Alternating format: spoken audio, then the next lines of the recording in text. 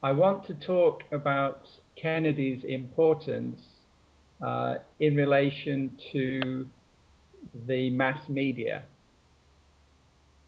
Kennedy is the first American president to be a television president.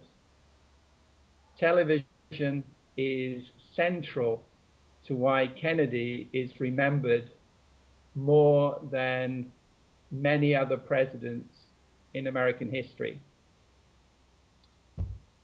Kennedy was the first president to address a United States where almost everybody had a television set and where television became the main way that Americans got their news. This had been developing during the 1950s, and Kennedy exploited it and used it better than his rivals. So in 1960, when Kennedy is elected president, he is elected because he is more successful at using television to get his message across to the American people. He defeats the Republican candidate, Richard Nixon, by a very narrow margin. It's a very close presidential race, and many commentators felt that the difference was partly explained by Kennedy's positive performances on television. So Kennedy becomes president partly because of television's effect, and then as president, when he is in office, he is very careful in developing a strategy to communicate through television. So he establishes live press conferences to talk to reporters on television, and that gives his news directly to the American people and makes it more possible for him to manage the news and get his message over without reporters. He also is the first president to make use of the special broadcast when the normal programs were interrupted for Kennedy to speak directly to the nation. Usually, these special broadcasts were related to important international events, like the Cuban Missile Crisis in 1962. And he also talked to Americans directly through television about domestic policy, including civil rights in the American South. So the kind of television programs that has become expected of American presidents today were all first presented by Kennedy. Kennedy was also the first president to realize that in selling himself through television, he needed his family to be part of the image he was creating. So his wife, Jacqueline Kennedy, the First Lady, was used as a sort of assist or prop, something that helped him look more glamorous and star-like, like a Hollywood movie star. And they also deliberately used the image of themselves as a happy family in the White House. So to some extent, the Kennedy presidency through television sees a move from politicians as serious public figures to politicians as celebrities, people we see like movie stars.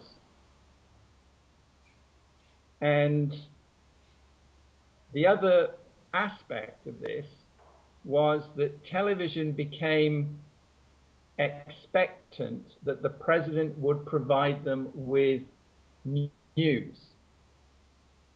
So the press coverage in Washington became more geared to continuous feeding from the White House in terms of press management. In the long term, this has had a very bad effect on American politics. American politics is now dominated by candidates who have to have a lot of money to use television, to buy television time. They have to be able to simplify the message so that television can communicate it quickly, and they tend to want to deal with policy in very small, large details, and the quality of political debate in America, it is widely believed, has declined since 1960 because reporting on politics is done more through television in short discussions. So Kennedy is the first president to sell himself to the American people via television, and he has set a pattern that more recent presidents have struggled to adapt to. Is that enough, Hector, or do you want me to take questions? Yes, Peter. Peter, in New York Times, Jill, Yeah. wait a moment. Jill Abramson Yeah. cite Kennedy the elusive president, Kennedy the unknown president. The imagine of President Kennedy and the real President Kennedy, the real reforms is Lyndon B. Johnson. Kennedy is the idea is, the question is the relationship between the image, the real and real Kennedy. Kennedy a liberal, Right. and anti-Castro, pro-Castro. Mm-hmm. The idea, this is the in 50th century of his death, what is the real Kennedy? Right. Kennedy was a very difficult person to fully understand because he had this public image that he used. So at the same time as he appeared to be very open on television about what he was trying to do and taking the American people into his confidence, explaining things, in secret, he was doing things that were very different from what he was telling them he was doing. So during the Cuban Missile Crisis, Americans believed that the Soviet Union was the aggressor, that missiles had been put in Cuba by the communists to threaten America. And the reality was that America had been trying to overturn Castro and have secret operations to attack Cuba, and the Cubans invited the Russians to send missiles to protect themselves. So Kennedy appeared to the American people to be honest, and open and to tell the truth to them, but he also had a secret foreign policy that he didn't show the public and let them know. He also claimed to be very sympathetic to civil rights in the American South. In practice, he was often close to the white Southern politicians who were hostile to civil rights. So he wanted Martin Luther King to be quiet, and he wanted the civil rights problem to go away. But on television, he often spoke in ways that suggested that he was very sympathetic to African Americans and their civil rights demands. So there's a real difference between the public image of Kennedy as a liberal, somebody who has a foreign policy that is open to change in Latin America, somebody who is pushing for change in a liberal way within America, and a private Kennedy who is very much anti-communist and worries that change in Latin America may mean communism, or at least social redistribution of wealth, land reform.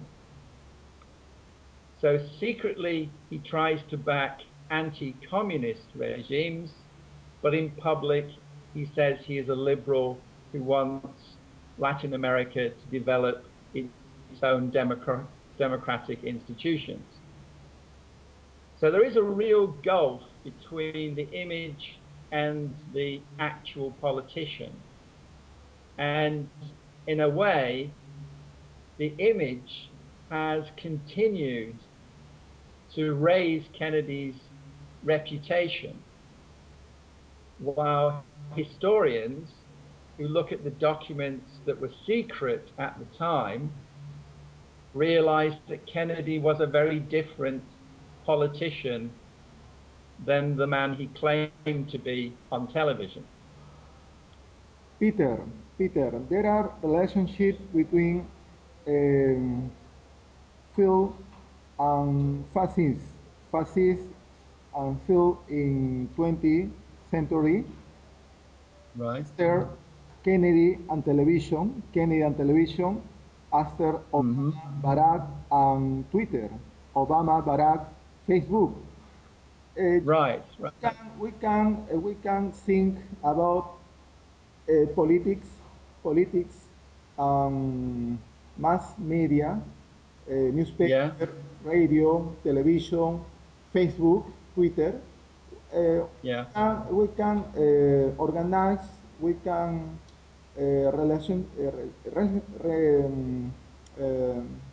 relationship between politics, news, Yeah. community, society. Yeah. Well, clearly new technology does give new opportunities. The problem is that at the start, new technologies can be expensive, and they can also be more easily used to simplify the message.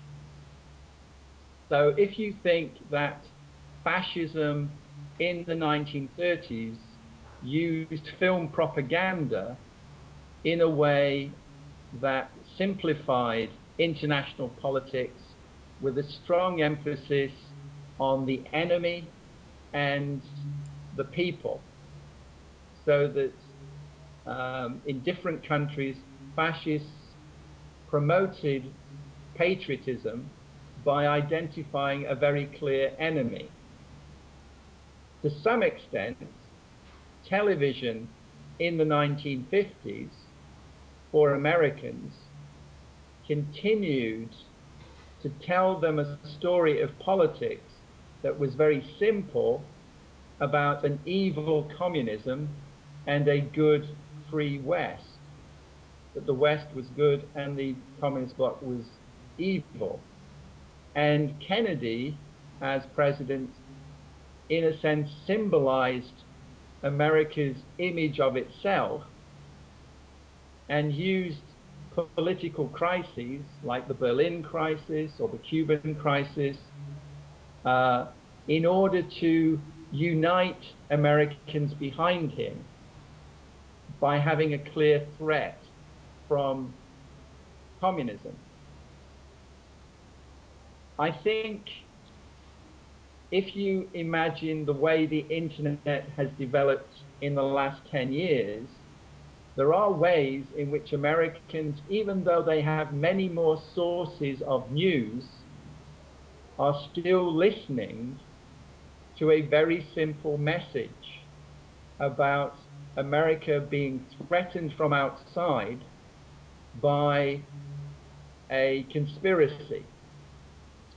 So on the one hand, you had the Jewish conspiracy for fascists, you had the communist conspiracy for Americans during the age of television, and now you have the terrorist threat for the United States in the age of the internet and all the other social media that we have.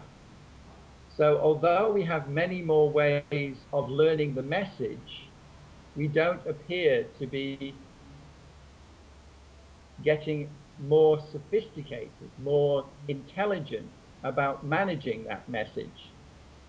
And some of that is because there are interests that benefit from keeping the message simple.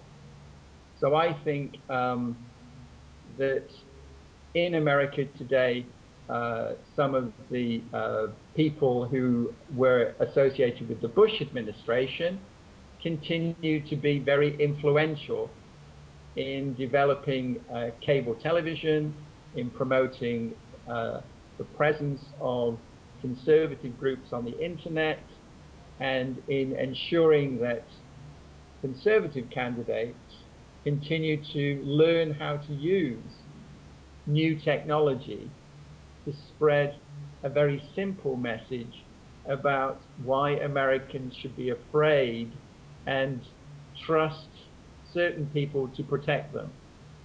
So I think the Kennedy example is still being used even in a new technological environment.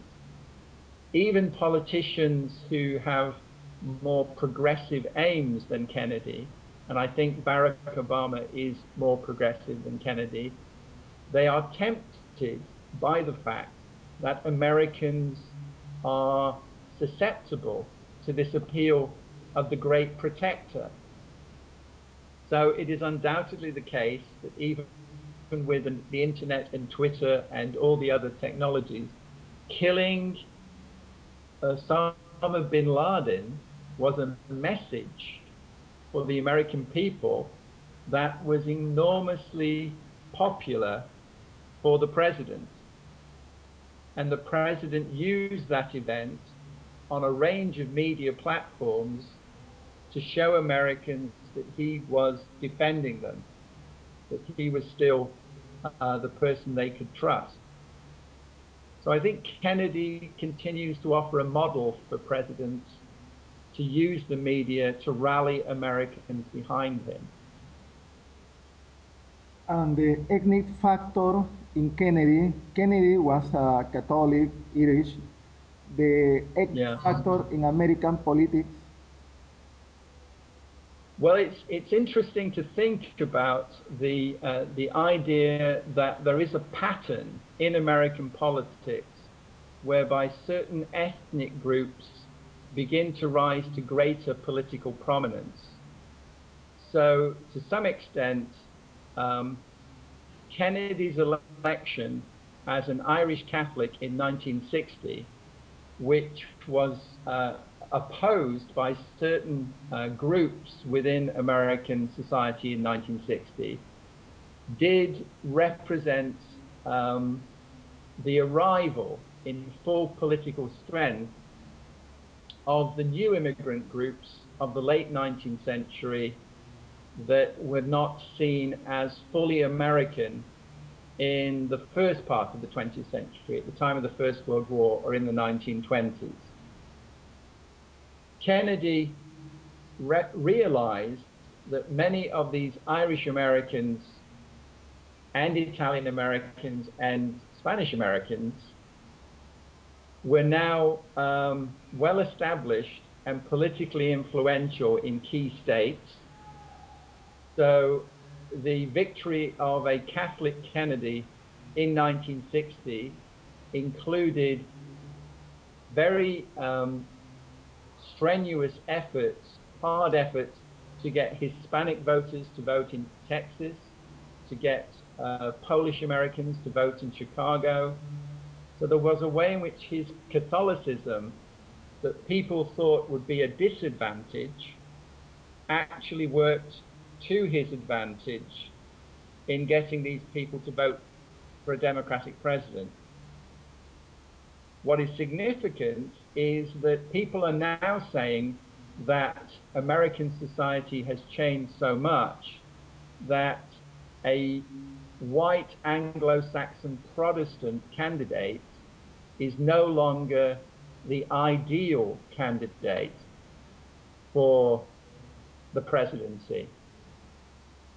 So Barack Obama is clearly another breakthrough in terms of the American presidency being open to people of all backgrounds.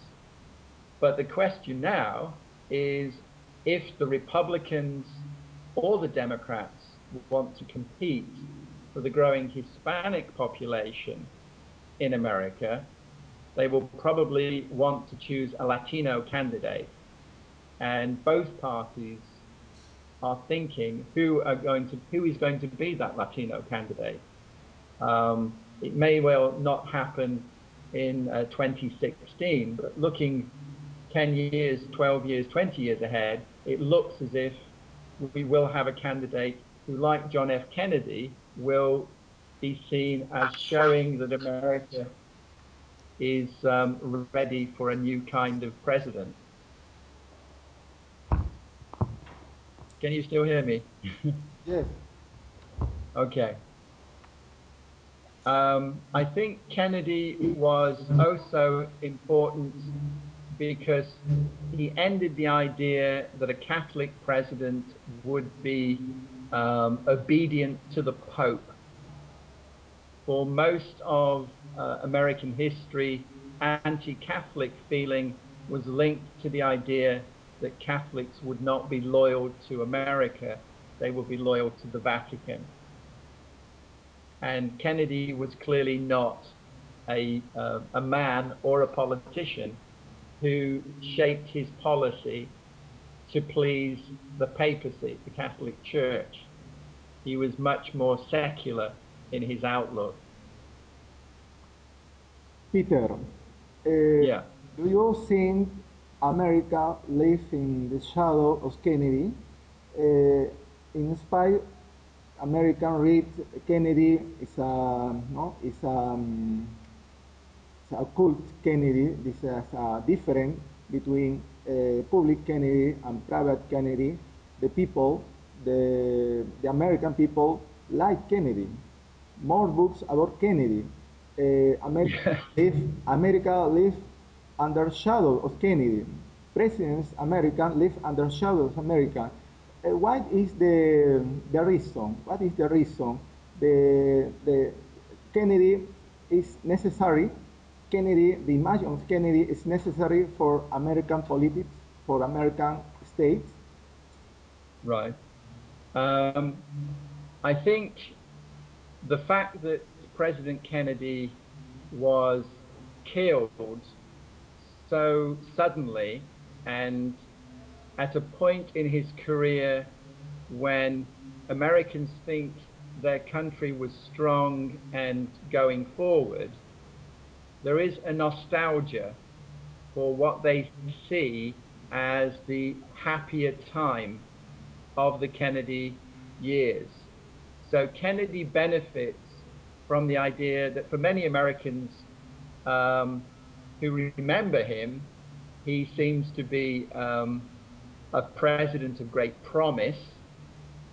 And then for later Americans, and the majority of Americans were not alive when Kennedy was president, he is a kind of mythical figure.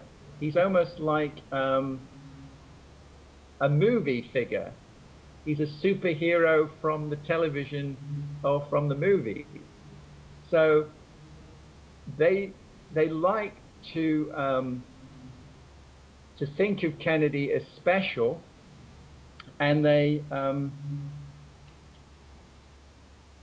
also suggest that his death at a very young age, before he had a chance to fulfill his potential, is something that gives his life a special quality. So they believe that if Kennedy had lived, they would have had civil rights reform, they would have had all the positive things that Lyndon Johnson achieved, but they would not have had any of the negative things, particularly Vietnam. So Kennedy would have kept them out of Vietnam. Kennedy would have ensured the economy grew. Kennedy would have ensured racial peace. Kennedy would have ensured everybody prospered together. It's that kind of dream moment in American life. After Kennedy is taken away, things start to go bad. Vietnam, Watergate, the Carter decline.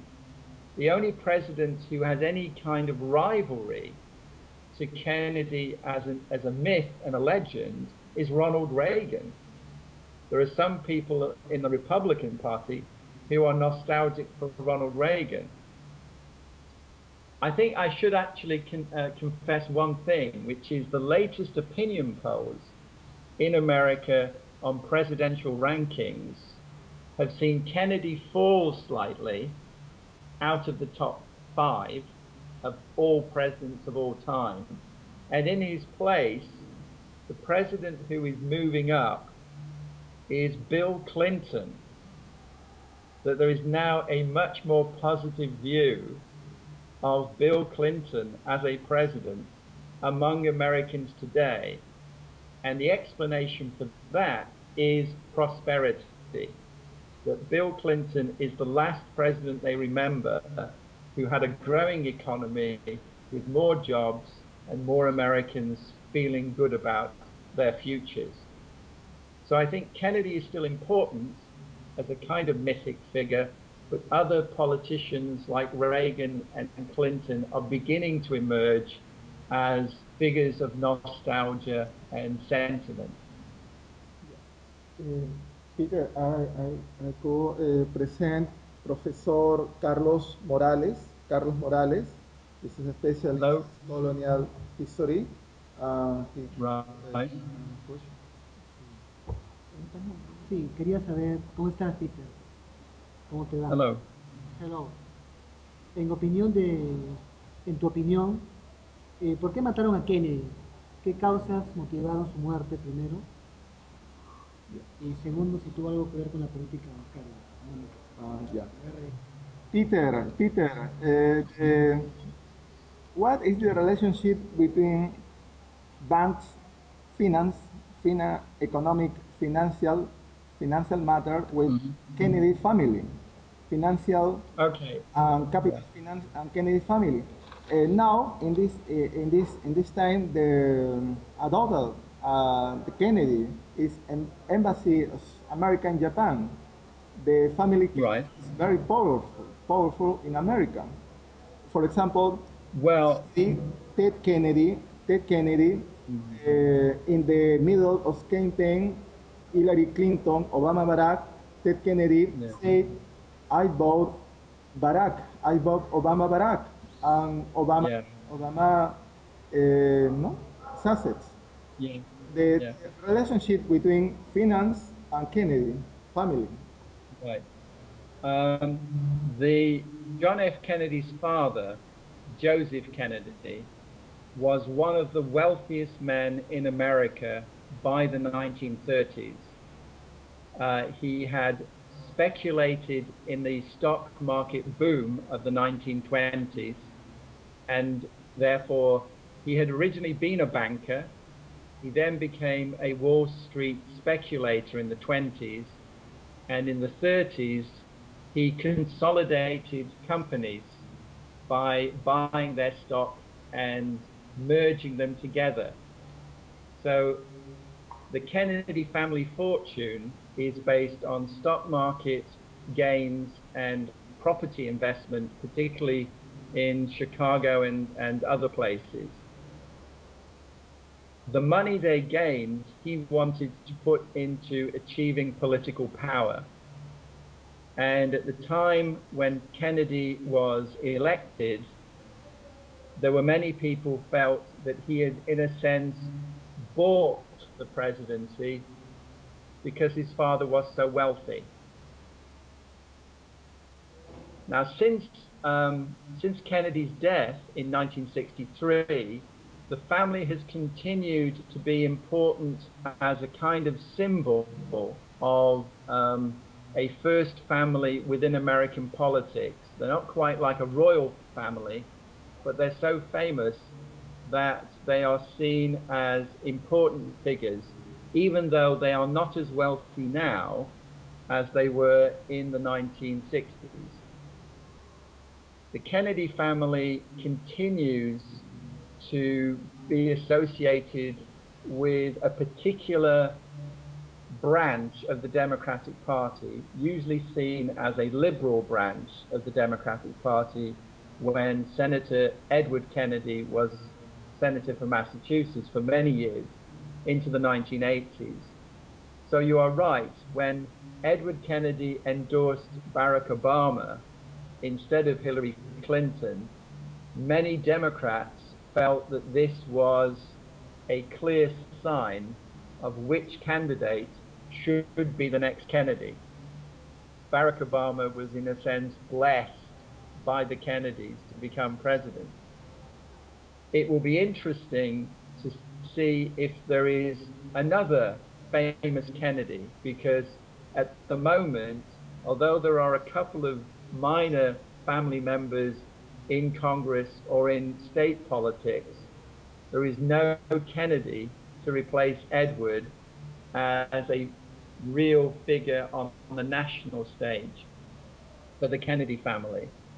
And it's also a concern more broadly for Irish Americans, that there was a time when Irish Americans were very influential politically, but nowadays we haven't had an Irish American president since, well, not a Catholic one, since Kennedy. And Irish Americans are beginning to wonder if they will ever be as influential as they were between the 30s and 60s in terms of national politics in America. So that can be partly due to wealth, and it can also be due to concentration in certain parts of the country.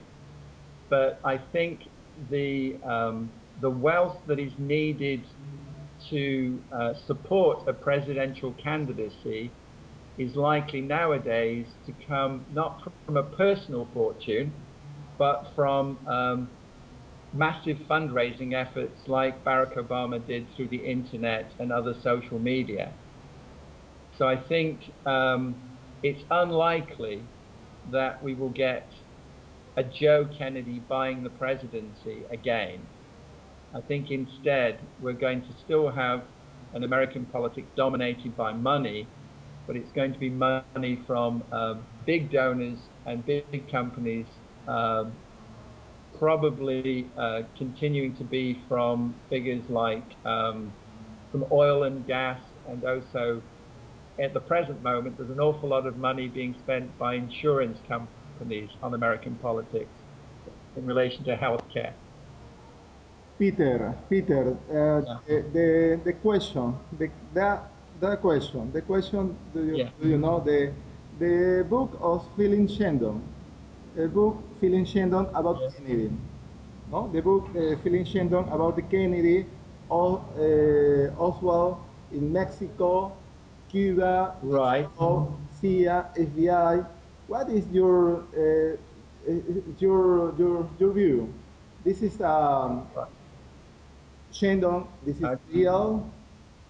This is a concept. Well, there are lots of possibilities because of the character of Lee Harvey Oswald. So the man who is arrested for the murder of John F. Kennedy has a very complicated life and a series of connections. So he does go, it appears, to Mexico City. He is previously somebody who has lived in the Soviet Union, and he is also somebody who has been in the US Armed Forces. So the argument is that Oswald probably went to Russia as an intelligence agent and then came back from Russia to the CIA, and they are trying to find a use for him. And they think one use they might have for him is to learn more about Cuban sympathies in America. So Oswald is, in a sense, for some people, a sort of double agent. My own view is the problem is that we're not entirely sure that Lee Harvey Oswald actually shot President Kennedy. There is a lot of evidence that other people were involved. And the evidence is so inconclusive that all kinds of possibilities become the subject of discussion. So it is possible that Lee Harvey Oswald was part of a bigger conspiracy, but that he was not the main shooter in Dealey Plaza 50 years ago. That he was somebody who was more involved in ensuring they got into the building, or more involved in diversionary tactics.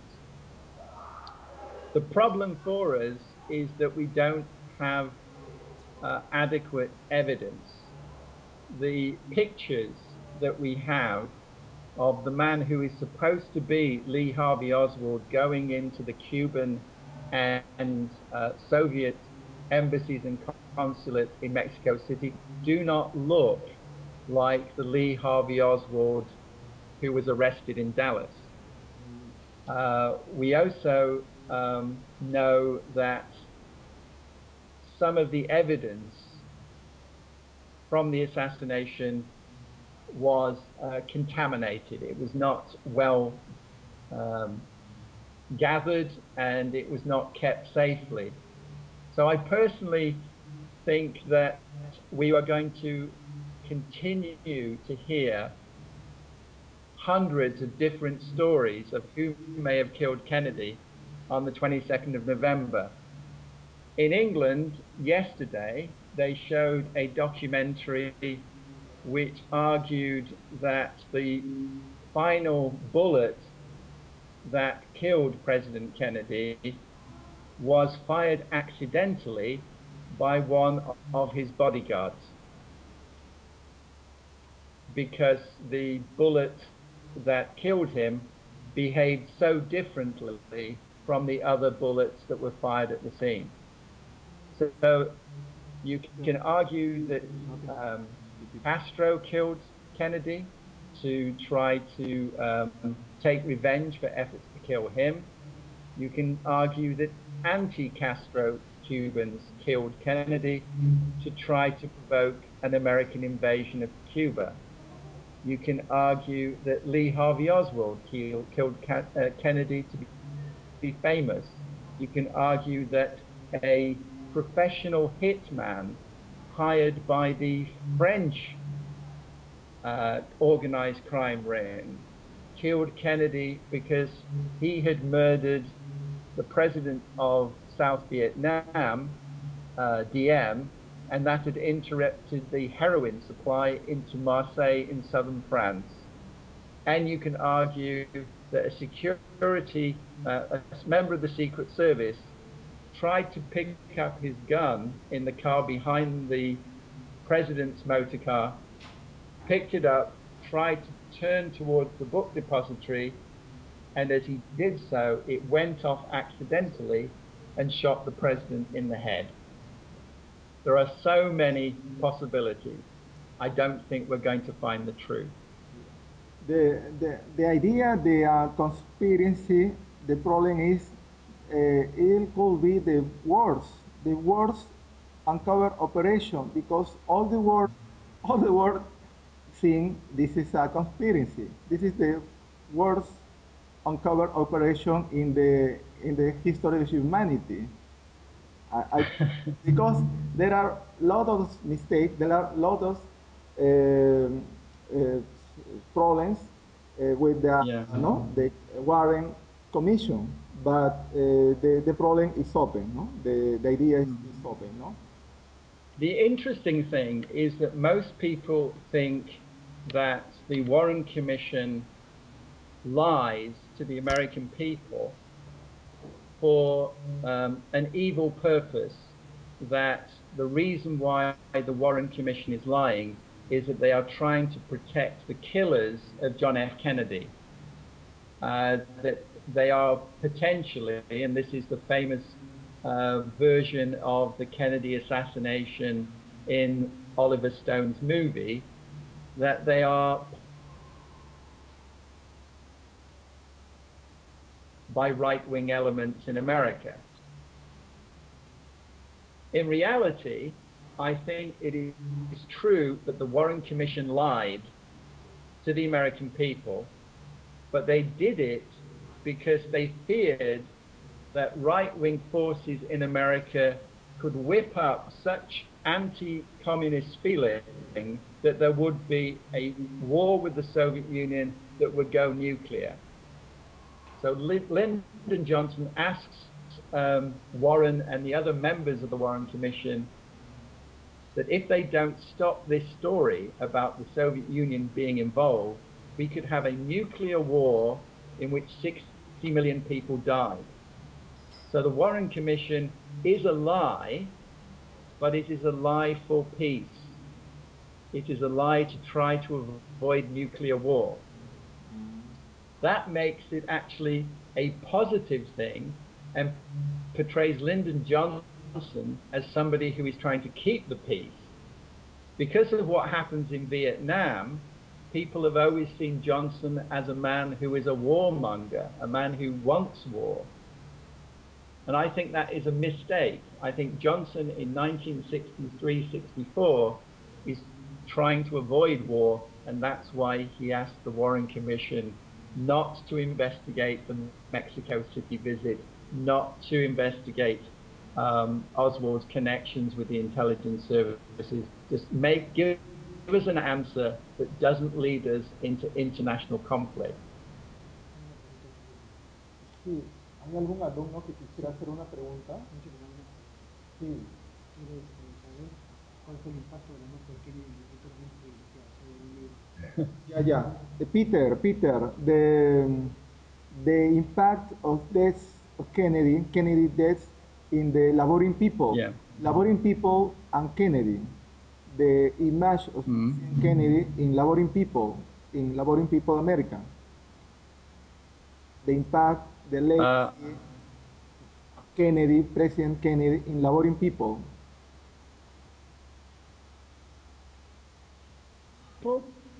I'm not hearing you well. In You want to type it? In workers. Workers, laboring people, right, okay. Kennedy was popular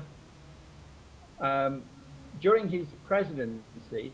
Polls tended to see his popularity as being as high as 85%, never falling much below 60%. So clearly there were working class people who did identify with Kennedy. But if you actually say, well, what did Kennedy do for working people?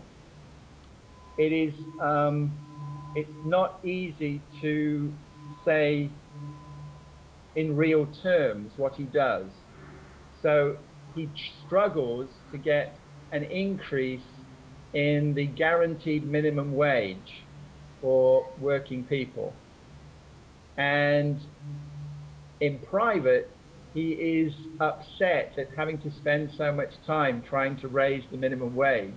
He doesn't think that's a very important thing to do. He is supposed to be getting medical insurance passed, particularly for the elderly and for the very poor, what becomes Medicare and Medicaid. But he doesn't achieve that. He was very disturbed by the levels of poverty he saw in Appalachia, in places like West Virginia, during the campaign in 1960, and he does begin to try to give money to areas that have become poor because of the end of coal mining or the end of different kinds of industries. But Kennedy's reputation with working class Americans is hard to explain in material terms. It is more easy to explain that they, like many other Americans, see him as a glamorous star who they find personally charming and appealing. So working class Americans, like African Americans, Black Americans, they vote for Kennedy even though he is not necessarily doing a lot for them. They are charmed by him. Peter, in your research about Kennedy, can you share with us a new knowledge recently about Kennedy? Something that you can obtain about your research, the new idea, the new image on Kennedy in this time, in this year. Well, since there are, as you know from Abramson's article, 40,000 books on President Kennedy, it isn't always easy to find something new. But some of the new things that are coming out are more to do with the people around him. So there was a sense that Kennedy was very able to manage these very intelligent, bright people that he selected to be in his cabinet. People like Robert McNamara as Defense Secretary, McGeorge Bundy as National Security Officer, and these were called the best and the brightest. What is becoming clear is that Kennedy's great achievement is that even though these people are intelligent and ambitious, he is able to say no to them. That the great achievements of Kennedy are the moments when he doesn't take their advice. So when we go back over the records, when Kennedy doesn't take the advice that is being given by his chiefs of staff and by Robert McNamara about the use of troops in Vietnam in 1961, that's a very positive decision. He decides that they will not commit full American ground troops to Vietnam in late 1961. He also decides not to commit troops for an invasion of Cuba during the Cuban Missile Crisis. So what emerges from Kennedy is Kennedy has this image of the man of action, the man who is dynamic and is going to do things. But the best things he does are the times when he doesn't do things. His strength as a president is being strong enough to resist the cause for him to take action which is dangerous. A more kind of narrow and specific story about Kennedy is to do with his increasing alarm about China. By 1963, Kennedy believes that the greatest threat to world peace is China, communist China, because soon it will be a major nuclear power. And he would like to stop that happening. He even has conversations with Nikita Khrushchev, the Soviet leader, saying, if we were to raid China and destroy their nuclear facilities, would you be okay about that? Would you not react in a negative way? He knows there is tension between China and the Soviet Union, and he wants to eliminate the Chinese nuclear facilities. It's rather like what is happening in relation to Iran today, that there is an idea that possibly Taiwanese forces with American backing can fly into China and destroy their nuclear bomb production. What's interesting about that is that when he talks about China, he actually presents himself in a very old-fashioned, almost colonial way, that he doesn't think China is ready for the bomb. He thinks China is more dangerous with the bomb because it's not really, it doesn't have the same value of human life, that it might be willing to accept millions of people dying because it's got so many millions of people. So Kennedy is worried about China almost in a racist way, that the Chinese shouldn't have the bomb because they're not humane enough. They're not kind of civilized enough to deserve to be a nuclear power. So I think that was surprising to me, because Kennedy is usually seen as worldly, cosmopolitan, and sophisticated. He's traveled a lot, and yet ultimately his view of places like China is almost as colonial as the European powers of the 1960s. He thinks they are dangerous because they're not like us. They're not rational. So I think that was probably the thing that that disturbed me the most about Kennedy. Peter, thank you very much, and bye. Good night. Good night.